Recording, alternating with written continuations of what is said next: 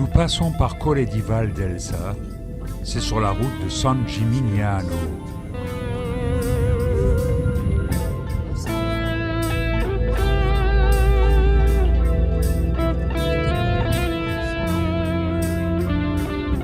Nous y allons car c'est une des villes les plus pittoresques de la Toscane.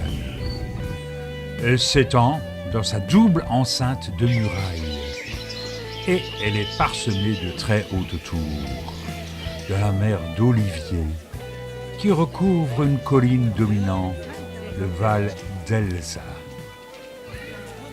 San Gimignano figure dans la liste du patrimoine mondial de l'UNESCO. San Gimignano, c'est une ville d'origine très ancienne. Son nom, c'est le nom de l'évêque de Modène, Géminien, qui a vécu pendant le IVe siècle. L'architecture des XIIIe et XIVe siècles est pratiquement intacte. À l'origine, c'était un tout petit village étrusque de la période hellénistique.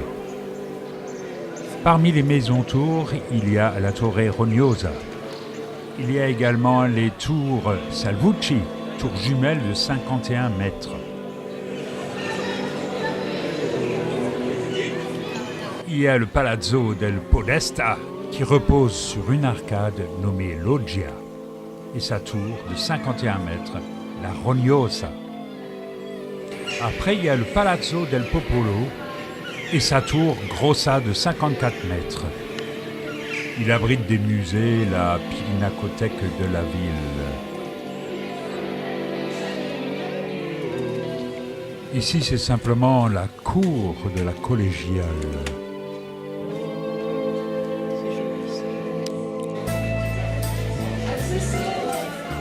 Et comme le village est petit, on se retrouve bien vite sur la Piazza del Duomo, au centre de la ville.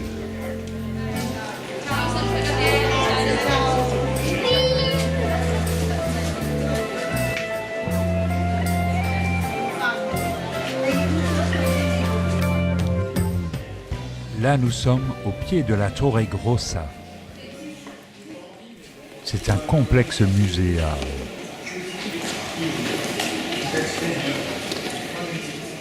C'est là que Dante Alighieri a prononcé un discours pour inviter la population à entrer dans la Ligue Guelfe Toscane.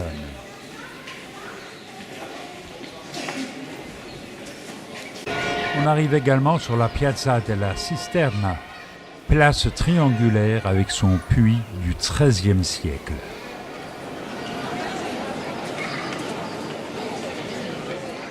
San Gimignano a connu un grand développement durant le Moyen Âge. Et ce, surtout grâce à la rue Francigena qui le traverse. Il y a beaucoup d'œuvres d'art qui décorent les églises et les couvents. Puis, elle devint une commune libre avec son premier podesta, après avoir rompu son asservissement aux évêques de Volterra. Elle devient San Gimignano des belles tours, avec 75 maisons-tours. Mais il y a des luttes qui la divisent entre guelfes et gibelins. Et Dante Alighieri en 1300 est ambassadeur bien sûr des guelfes en Toscane.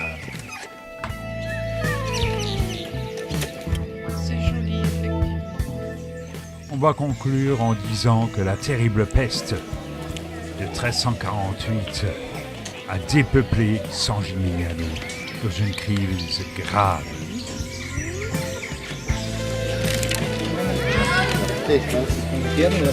Sì.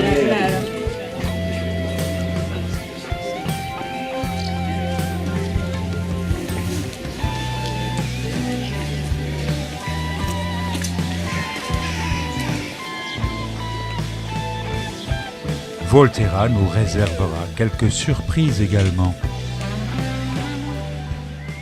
Volterra était membre de la Dodécapole étrusque. Encore une ville juchée sur une colline et entourée de remparts. Il reste quelques maisons-tours également à Volterra. Il subsiste également la porte étrusque Porta all'Arco, qui est à ce jour la plus ancienne voûte en plein cintre au monde.